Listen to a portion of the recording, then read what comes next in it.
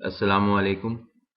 قرآن ترجمہ سورہ صاد آیات 1 تا 88۔ اعوذ باللہ من الشیطان الرجیم، بسم اللہ الرحمن الرحیم۔ شروع اللہ کے نام سے جو بڑا مہربان نہایت رحم کرنے والا ہے۔ صاد، قسم ہے قرآن کی جو نصیحت سے پر ہے، مگر یہ لوگ جو ماننے سے انکار کر رہے ہیں سخت تکبر اور ضد میں مبتلا ہیں۔ کتنی ہی ہلاک کر چکے ہیں ہم ان سے پہلے قومیں، تو وہ فریاد کرنے لگے مگر نہیں تھا وہ وقت بچنے کا۔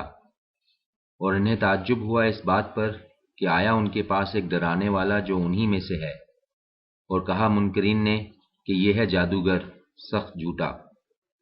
کیا بنا ڈالا ہے اس نے سارے معبودوں کی جگہ ایک معبود؟ بلا شبہ یہ تو ایک بہت ہی عجیب بات ہے۔ اور نکل گئے ان کے سردار کہ چلو اور ڈٹے رہو اپنے معبودوں پر، بلا شبہ یہ ایسی بات ہے جس کا کچھ اور مقصد ہے۔ نہ سنی ہم نے کوئی ایسی بات زمانہ قریب کی ملت میں، نہیں ہے یہ مگر ایک من گھڑت بات۔ کیا نازل کیا گیا ہے صرف اسی پر یہ ذکر ہم سب میں سے؟ واقعہ یہ ہے کہ یہ لوگ شک میں مبتلا ہیں میری یاد دہانی کے بارے میں۔ اصل بات یہ ہے ابھی نہیں چکھا انہوں نے مزہ عذاب کا۔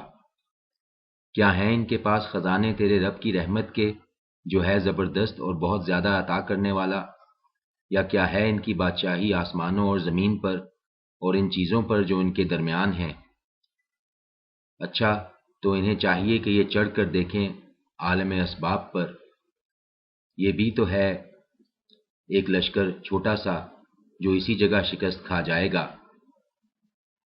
دوسری اسی قسم کے لشکروں نے جھٹلایا تھا ان سے پہلے قوم نوح، عاد اور میخوں والے فرعون نے، اور سمود اور قوم لوط اور ایکا والوں نے۔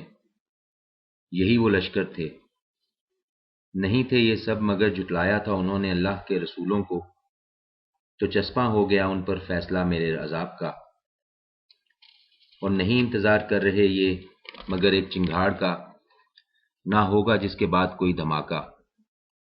اور یہ کہتے ہیں اے میرے رب جلدی سے دے دے تو ہمیں ہمارا حصہ یوم حساب سے پہلے ہی۔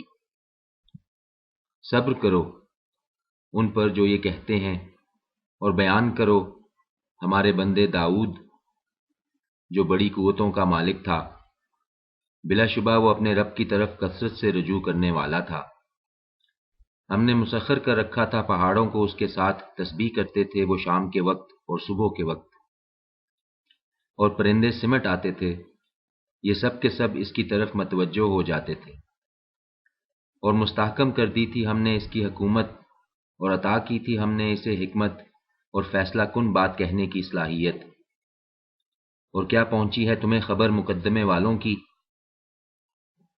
جب دیوار پھاند کر گھس آئے تھے وہ محراب میں، جب پہنچے وہ داؤد کے پاس تو وہ گھبرا گئے انہیں دیکھ کر۔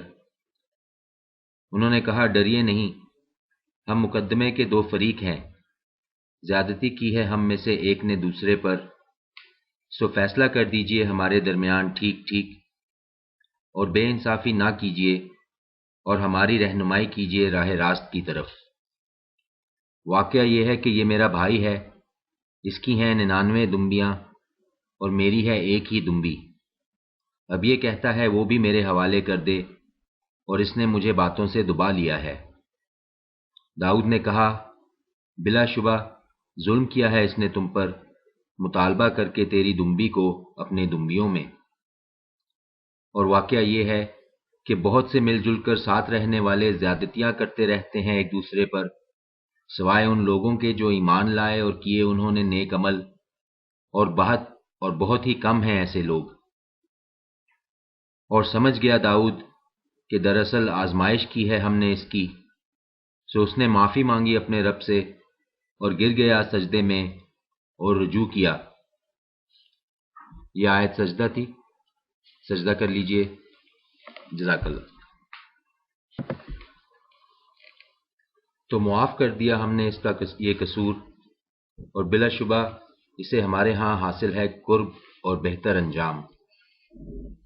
اے داؤد ہم نے بنایا ہے تم کو خلیفہ زمین میں، تو فیصلہ کرو لوگوں کے درمیان حق کے ساتھ، اور نہ پیروی کرنا خواہش نفس کی، کیونکہ وہ تم کو بھٹکا دے گی اللہ کی راہ سے۔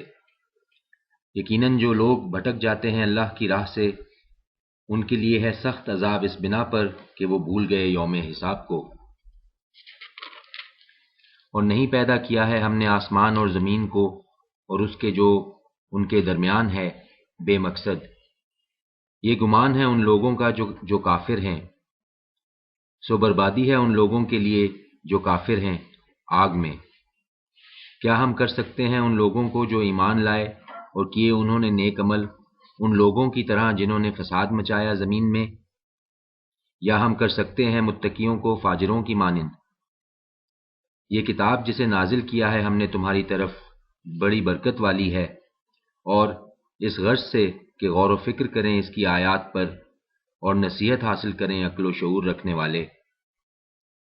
اور عطا کیا ہم نے داؤد کو سلیمان، بہت اچھا بندہ، بلا شبہ وہ اپنے رب کی طرف کثرت سے رجوع کرنے والا تھا۔ جب پیش کیے گئے اس کے سامنے شام کے وقت خوب سدے ہوئے گھوڑے، تو اس نے کہا میں نے دوست رکھا ہے مال کی محبت کو اپنے رب کی یاد کی وجہ سے، یہاں تک کہ جب وہ نظروں سے اوجھل ہو گئے تو واپس لاؤ انہیں میرے پاس۔ پھر لگا ہاتھ پھیرنے ان کی پنڈلیوں پر اور گردنوں پر۔ اور بلا شبہ آزمائش میں ڈالا ہم نے سلیمان کو بھی، اور ڈال دیا اس کی کرسی پر ایک جست۔ پھر اس نے رجوع کیا۔ سلیمان نے دعا کی، اے میرے مالک، مجھے معاف کر دے اور عطا فرما تو مجھے ایسی حکومت جو نہ سزاوار ہو کسی کو میرے بعد۔ بلا شبہ تو ہی ہے سب سے زیادہ عطا فرمانے والا۔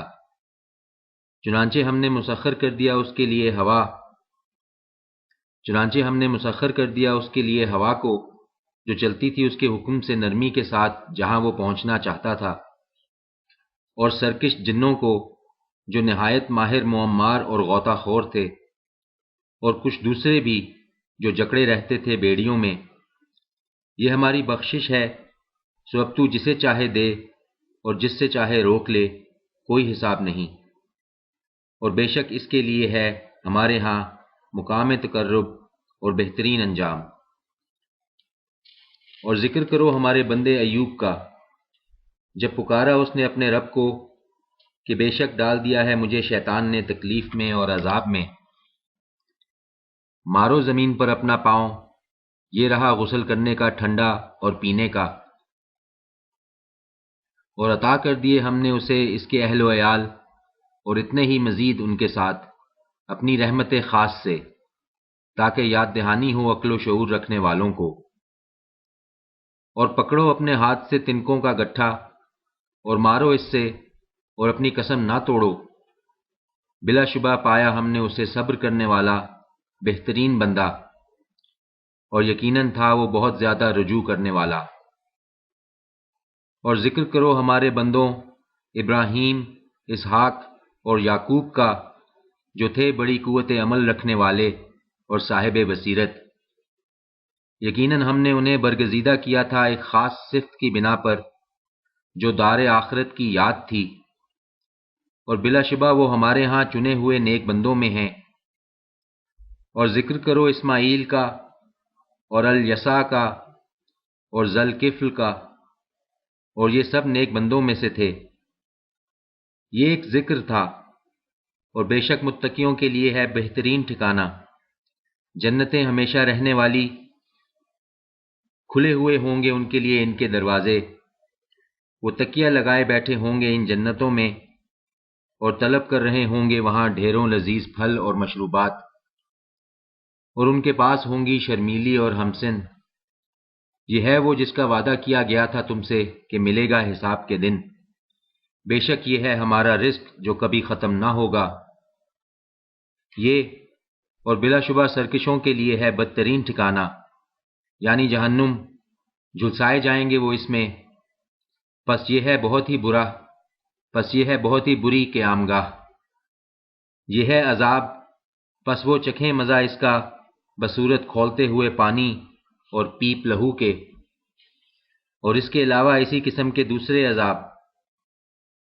یہ ایک لشکر ہے جو گھسا چلا آ رہا ہے تمہارے پاس، یہ ایک لشکر ہے جو گھسا چلا آ رہا ہے تمہارے پاس، کوئی خوش آمدید نہیں ان کے لیے، بے شک یہ جھلسنے والے ہیں آگ میں۔ کہیں گے نہیں بلکہ تم ہی، کوئی خیر مقدم نہیں تمہارے لیے، یہ تم ہی ہو جو ہمارے آگ لائے ہوئے یہ انجام، یہ تم ہی ہو جو ہمارے آگے لائے ہوئے یہ انجام، سو بہت ہی بری ہے یہ جائے قرار۔ وہ کہیں گے ہمارے مالک جو آگے لایا ہے ہمارے یہ مصیبت، سو دے تو اسے عذاب دگنا جہنم کا۔ اور وہ کہیں گے کیا بات ہے، نہیں دیکھتے ہم ان لوگوں کو کہ ہم سمجھتے تھے ان کو برے لوگوں میں سے، کیا بنا رکھا تھا ہم نے ان کا مذاق، یا چوک گئی ہیں ان کو دیکھنے سے ہماری آنکھیں۔ بلا شبہ یہ سچ ہے، جھگڑے ہوں گے اہل دوزخ میں۔ ان سے کہیے میں تو بس خبردار کرنے والا ہوں، اور نہیں ہے کوئی معبود سوائے اللہ کے جو یکتا ہے، سب پر غالب ہے، مالک ہے آسمانوں کا، زمین کا، اور ان سب چیزوں کا جو ان کے درمیان ہیں، وہ ہے زبردست اور بہت درگزر کرنے والا۔ ان سے کہو یہ ایک بڑی خبر ہے جسے سن کر تم منہ موڑ رہے ہو، نہیں تھی مجھے کچھ خبر عالم بالا کی جب یہ جھگڑ رہے ہوں گے، نہیں وحی کی جا رہی ہیں میری طرف مگر صرف اس لیے کہ میں کھلا کھلا خبردار کرنے والا ہوں۔ جب کہا تیرے رب نے فرشتوں سے کہ میں پیدا کرنے والا ہوں ایک بشر مٹی سے، پھر جب میں اسے مکمل کر دوں اور پھونک دوں اس میں اپنی روح، تو گر جانا تم اس کے آگے سجدہ کرتے ہوئے۔ چنانچہ سجدے میں گر گئے فرشتے سب کے سب اکٹھے سوائے ابلیس کے، اس نے اپنی بڑائی کا گمنڈ کیا اور ہو گیا کافروں میں سے۔ فرمایا اے ابلیس، کس چیز نے روکا تجھے سجدہ کرنے سے اس کو جسے پیدا کیا ہے میں نے اپنے ہاتھوں سے؟ کیا تو گھمنڈ کر رہا ہے یا تو کوئی برتر ہستی ہے؟ اس نے کہا میں بہتر ہوں اس سے، پیدا کیا ہے تو نے مجھے آگ سے اور پیدا کیا ہے اسے مٹی سے۔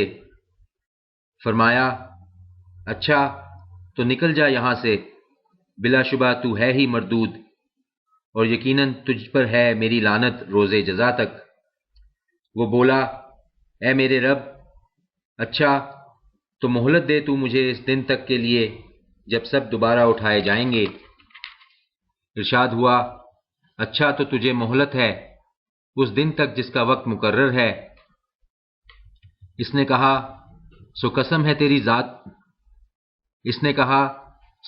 تیری عزت کی، میں بہکا کر رہوں گا ان سب کو سوائے تیرے ان بندوں کے جنہیں تو نے خاص کر لیا ہے۔ ارشاد ہوا تو حق یہ ہے اور میں حق ہی کہا کرتا ہوں کہ میں ضرور بھروں گا جہنم تجھ سے اور ان سے جو پیروی کریں تیری ان میں سے سب سے۔ ان سے کہہ دیجئے نہیں مانگتا میں تجھ سے اس خدمت پر کوئی اجر، اور نہیں ہوں میں بناوٹ کرنے والوں میں سے۔ نہیں ہے یہ قرآن مگر ایک نصیحت تمام جہان والوں کے لیے، اور یقیناً معلوم ہو جائے گی تمہیں قرآن کی دی ہوئی خبر کی حقیقت کچھ مدت کے بعد۔